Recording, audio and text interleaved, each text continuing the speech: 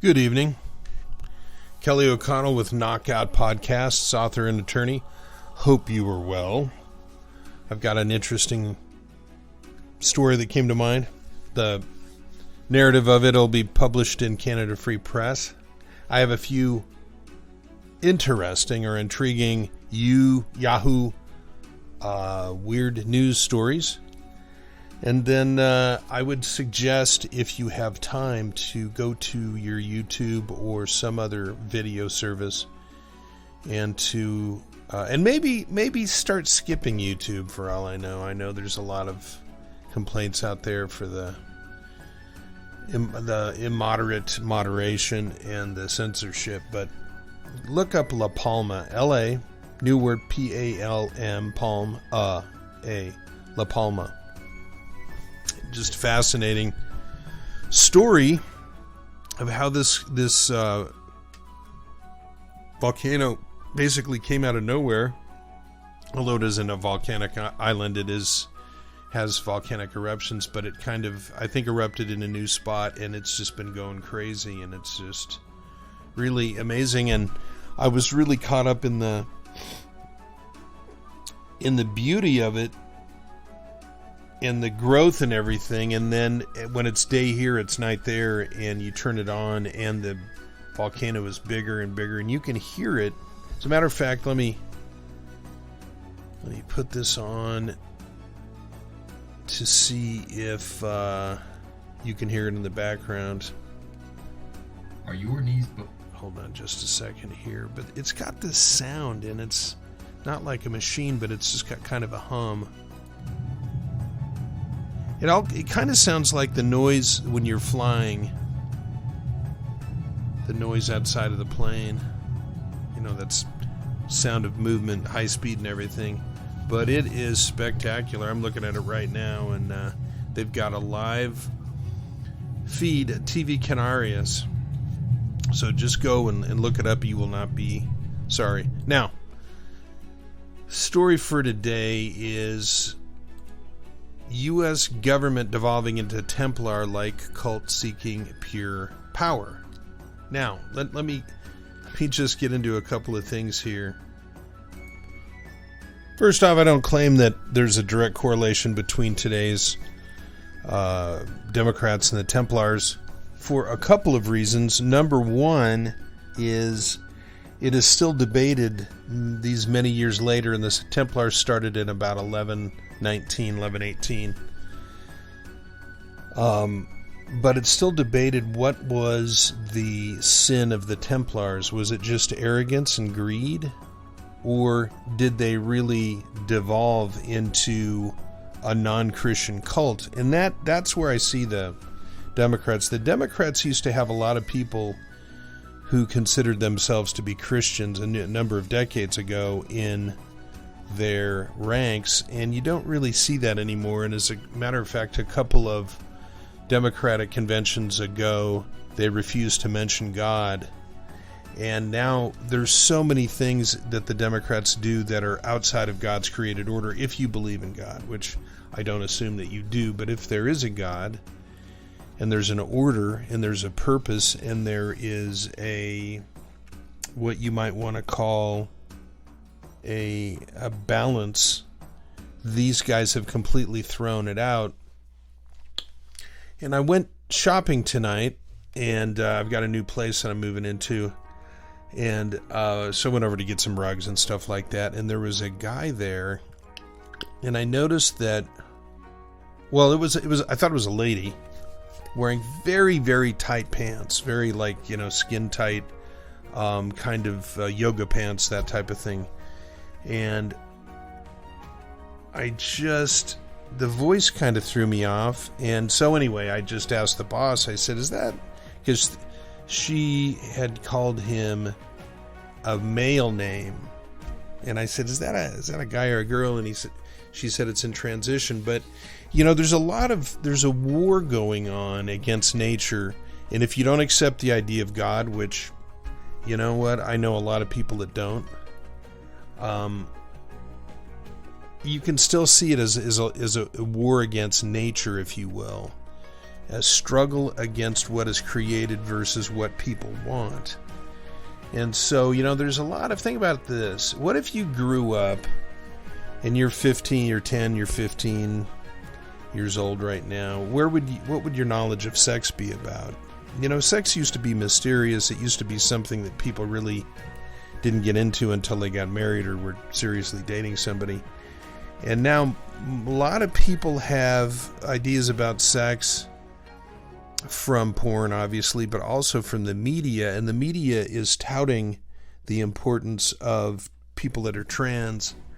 And it's putting out the idea, the notion, that the trans individuals are happier than non-trans. A person who's transitioning is happier than someone who wants to transition. And I mean, that might be possible, but I mean, I would suggest looking into the mental health of a lot of these people without judging them, without assuming anything about them other than, that there is a lot of mental health issues. And so the question is, and anybody can get a mental health issue. So it's nothing unique, but the question is, in becoming trans, are you dealing with the things that are making you feel unhappy, or are you making them worse? And I don't think there's anything wrong with that question. I mean, you've got to ask that. The person who's doing the transition has to ask that. And then on top of that, there's a lot of statistics out there. And Walt Heyer, I think it was Walt Heyer, said something like, was it 40%? And this is a guy that transitioned before it was popular. And his grandmother used to dress him up as a little girl.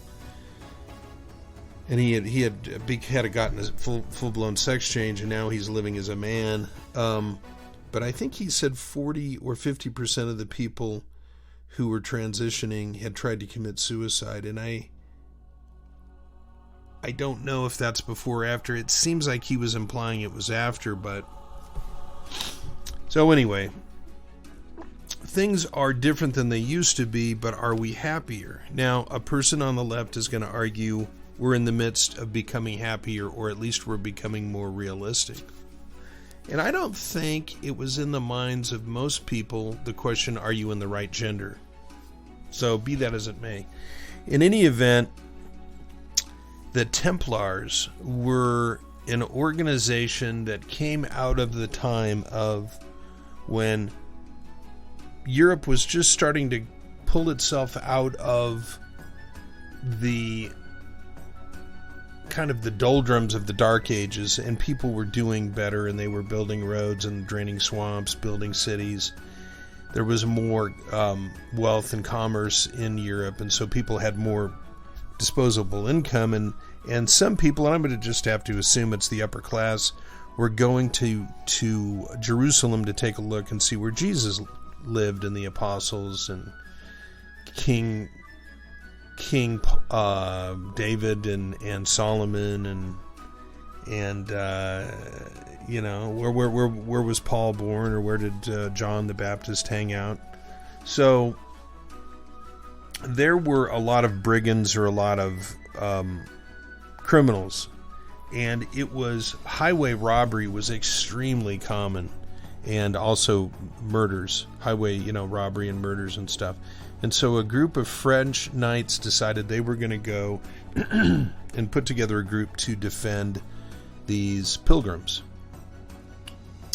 And so that's 1119, and that's where it started. And looking later, a few hundred years later, the Knights Templar were fabulously wealthy and had unparalleled power. And you could argue that they had become the first banking system, because they had so much wealth and property that they could actually make loans to governments and underwrite government activities, and loan monies to kings and queens. So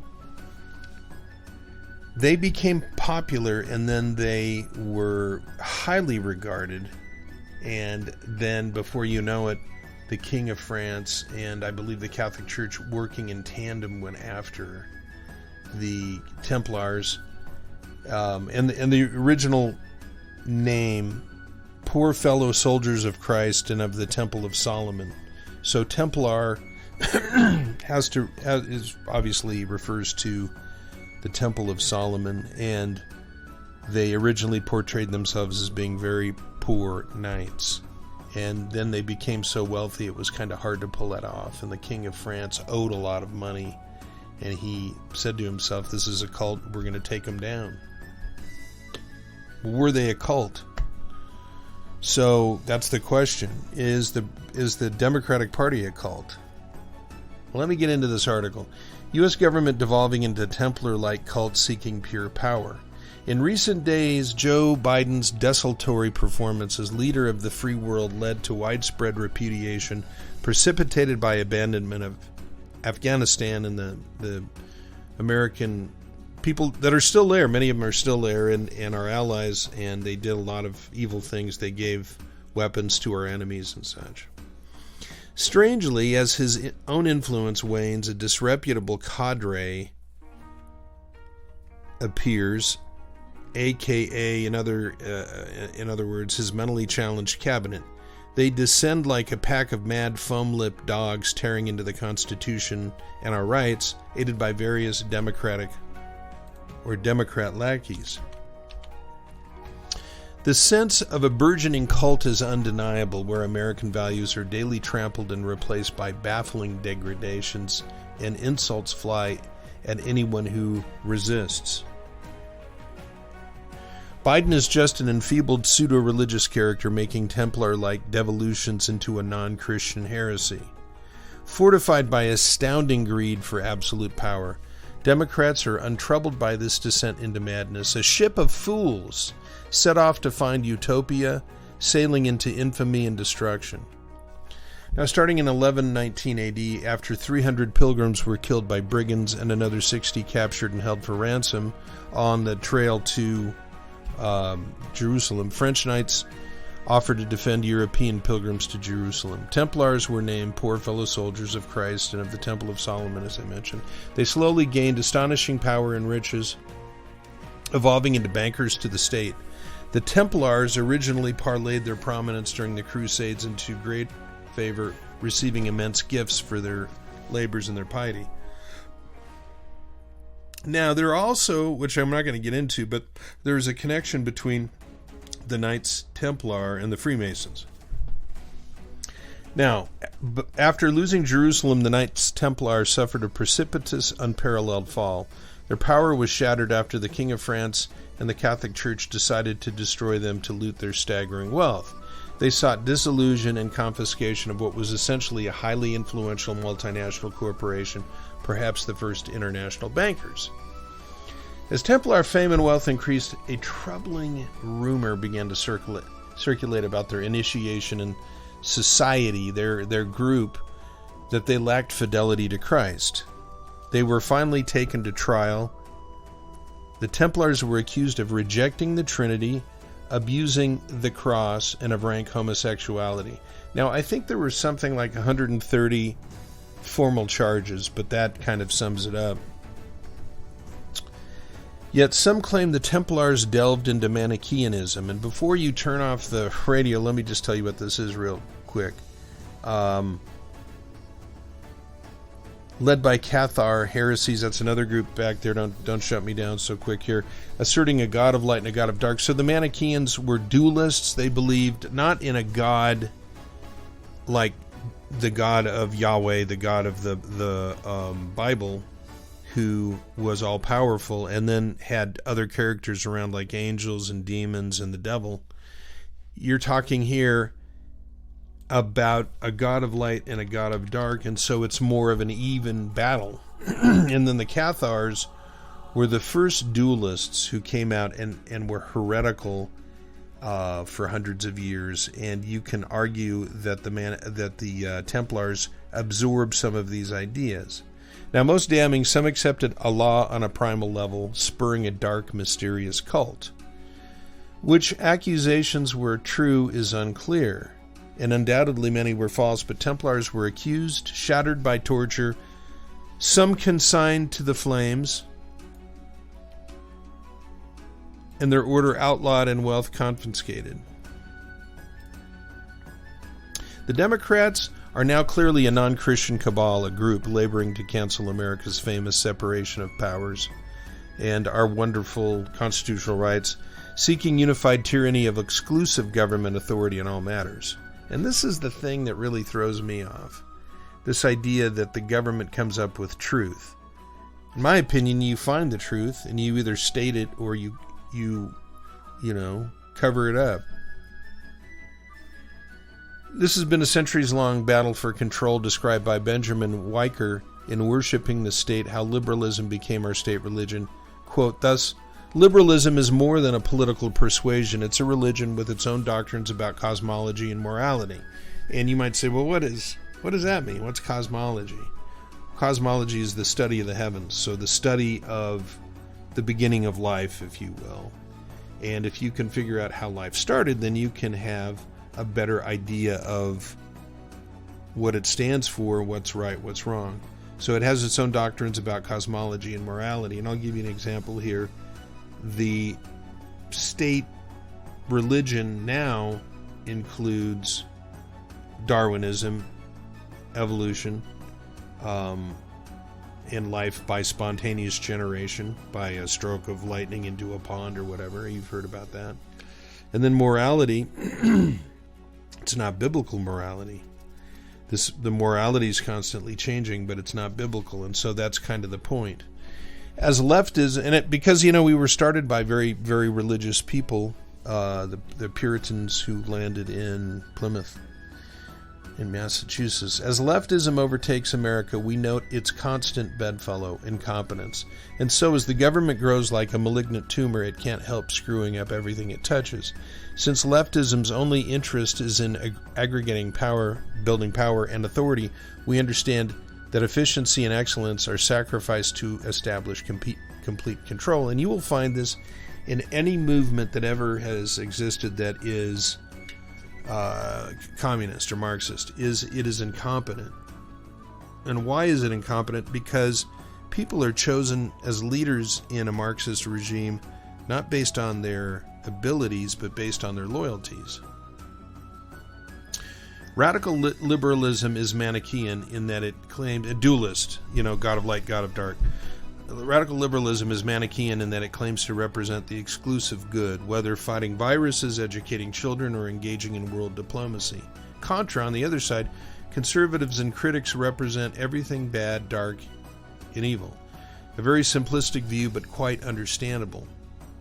Most amazing, the federal government now operates as if good ideas, crafted by rogue policies and defended by punishments, are created by government dictate, not God's standards or human reason.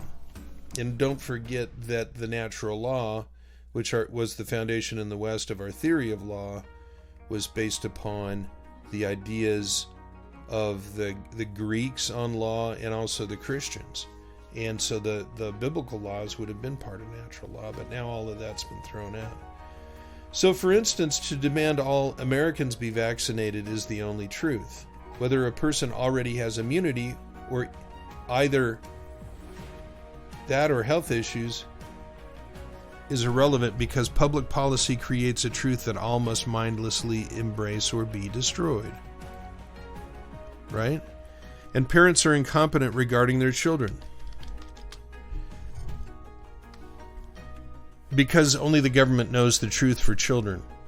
Again, when a U.S. soldier criticizes the failed U.S. withdrawal in Afghanistan, he becomes the only person punished in the matter.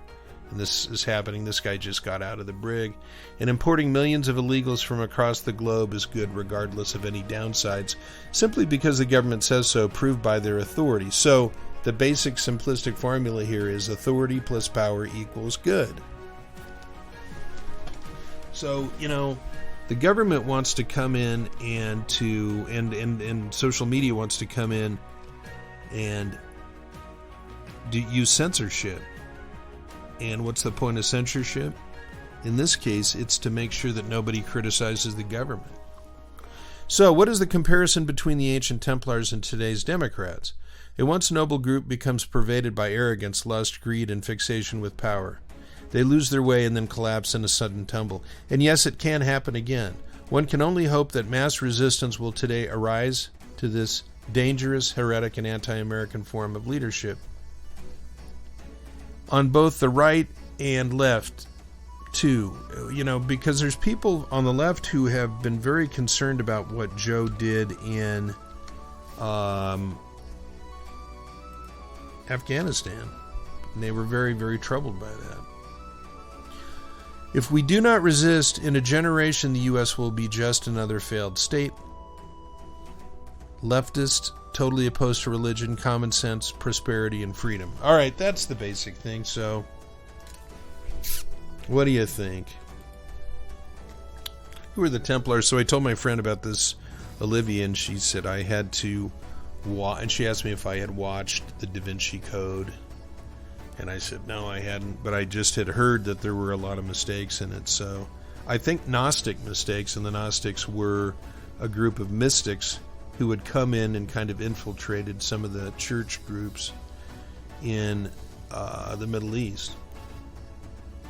So, anyway, ready for your weird news. Woman fed bears 180 eggs a week, and now she'll pay for it, Canadian officials say. Every week during the summer of 2018, a woman bought 10 cases of apples, 50 pounds of carrots, and dozens of eggs. The food was for bears. A woman from Whistler, Canada, was ordered to pay $60,000 for violating the Wildlife Act in British Columbia. And so they had received, the Conservation Officer Service in Canada had received a complaint that someone was feeding black bears in the neighborhood. And there was investigation, and they found this lady.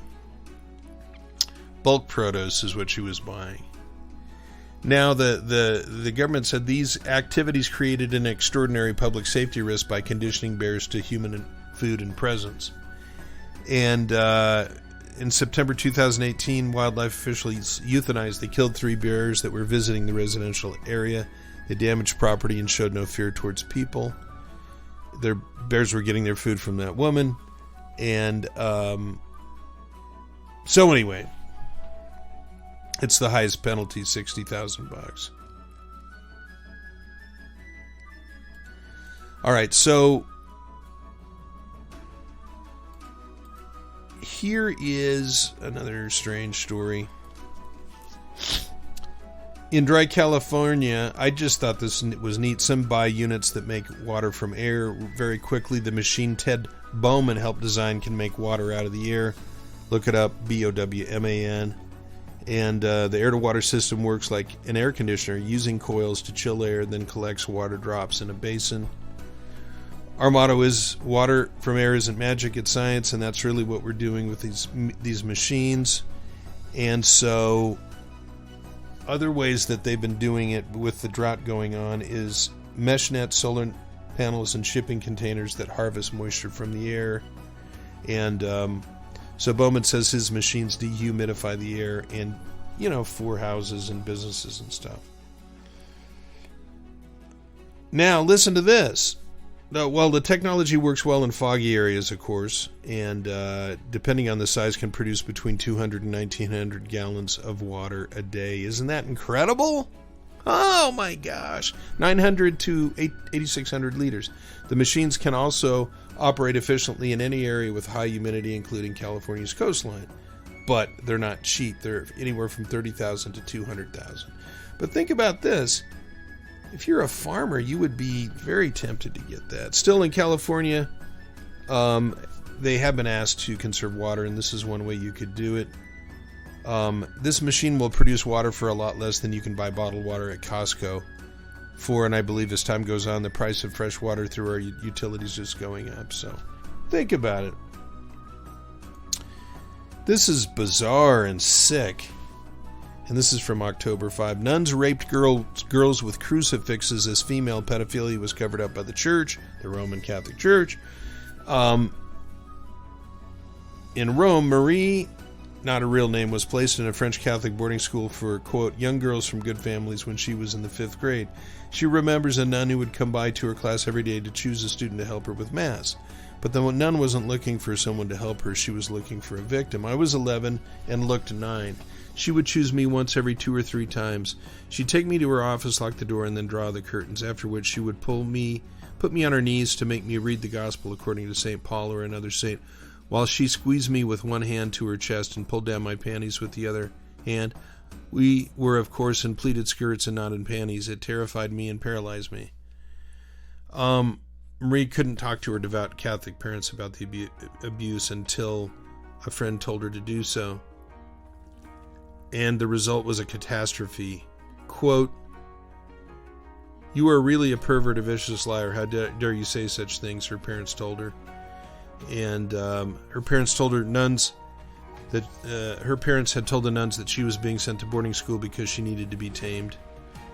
It was truly a gift for this nun because she knew full well that she didn't risk anything. The abuse lasted a year. At 35, Marie told her mother again, and then the mother said it was impossible for a female to be a pedophile. So anyway, there's now a 2,500-page report released Tuesday, and you know what? This is in Rome, so you may not ever hear about it, but very sad. Fake serial killer lured with a social account gets 160 years. In New Jersey, a guy, and I think they called him the catfish killer. He had used social media to hunt down victims and kill them. So his name is Khalil Wheeler Weaver, and when he was 20, he used dating apps to lure the women for sex and then strangled them, and their bodies were found between September and December 2016 in New Jersey. Investigators found evidence on his phone that he had contacted these same women that died, and so he treated them as disposable, obviously, and so then they used social media to lure him into exposing himself, and they caught him.